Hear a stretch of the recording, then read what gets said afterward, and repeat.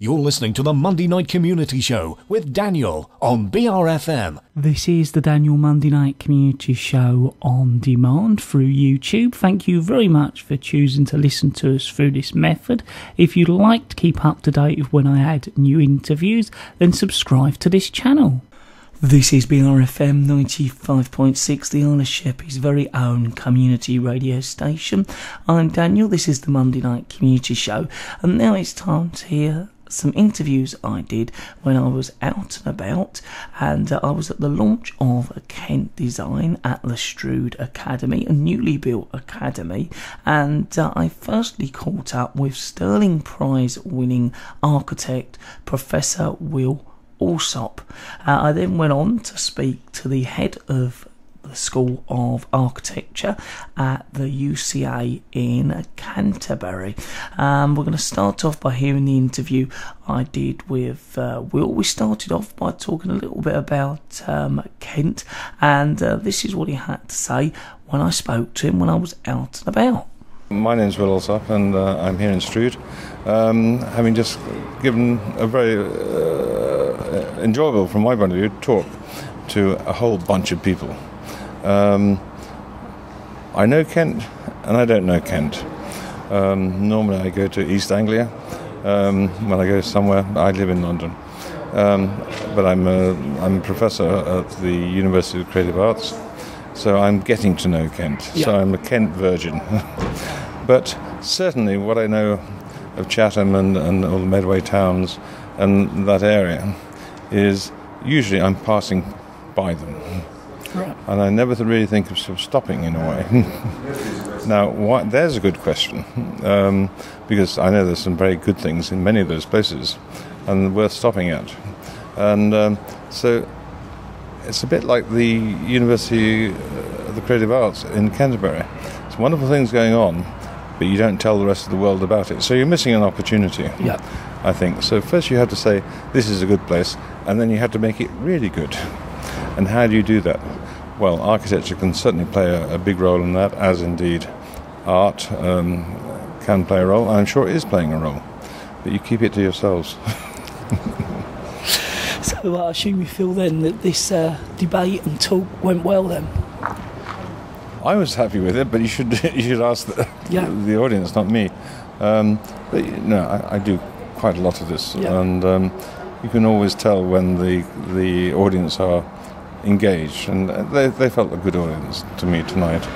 And I think there were planners, there were some politicians, there were some architects, some ordinary people, whatever that might mean, there. And I'm glad that they turn out to take part in this sort of discussion. There are other ways of doing things, and that's what really interests me. Yeah. Maybe not always right, but sometimes you have to make a few mistakes to take a step forward or two, and I think that's really important. So do you think an event like this can really influence people and actually change things, or do you think it's just planting that seed that might make research more or find out more about alternative ways? I think it's definitely planting a seed. I mean, you can't, in one meeting, can you change life? No, you can't. You have to keep going on and trying things out and experimenting, and then it can work. But it's the beginning of a debate, and I'd like to think of tonight as being really the beginnings of something.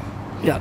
What I find interesting about architecture is, often we will say that the people make the place, but often find that the place or the piece of architecture actually makes them as well. And often if you take those people and put them in a different building, they actually start to change, and sometimes that can be for the best or the worst. Do you find that plays a big part in things? I think that's right. There are some places which we might think are quite ugly, but some people find them quite comfortable. So I like there are some words that architects never use, which I think are quite important words, like cosy. Most people respond to the idea of being cosy. It's like a nest, and they feel warm, they feel secure. That's quite good, and we can do that if we think about it. It has nothing to do with style or fashion. It has to do with certain basic human qualities. People, on the whole, they're fairly gregarious.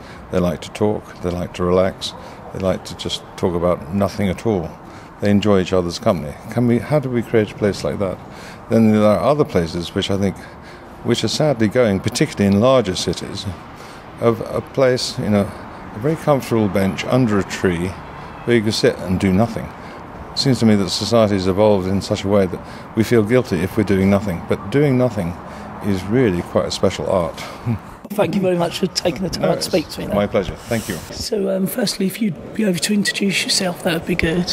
Yeah, I'm Alan Attlee. I'm the head of the School of Architecture at the University for the Creative Arts in Canterbury. So how long have you been there and what does that role involve? I've been working at UCA for 9 years and I've been head of the school for 5 years. So we are teaching students obviously how to be architects, interior designers, urban designers. I guess the common denominator is they're all transforming spaces and places, thinking about the future of Kent and also looking to broaden their horizons internationally and working in London also.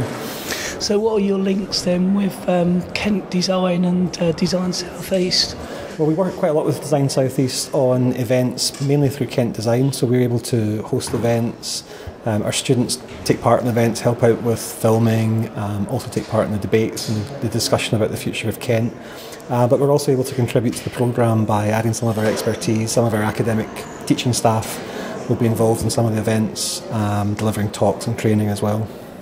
So it's a good chance of you and your sort of students being involved in almost an outside world and experiencing these sort of issues and things that come up in the debate today. Yeah, exactly. It's really important for our students to understand how the real world works and to meet people that work in planning and construction, clients and architects. It's great for them to network, but it's also good for them to understand lots of the kind of politics and economics of how things get made, how places get developed. So yeah, it's a fantastic experience for them, and I think also they can bring a kind of freshness and energy to the discussion as well because they're young and optimistic and also have fantastic ideas. So this event's been held in this new building.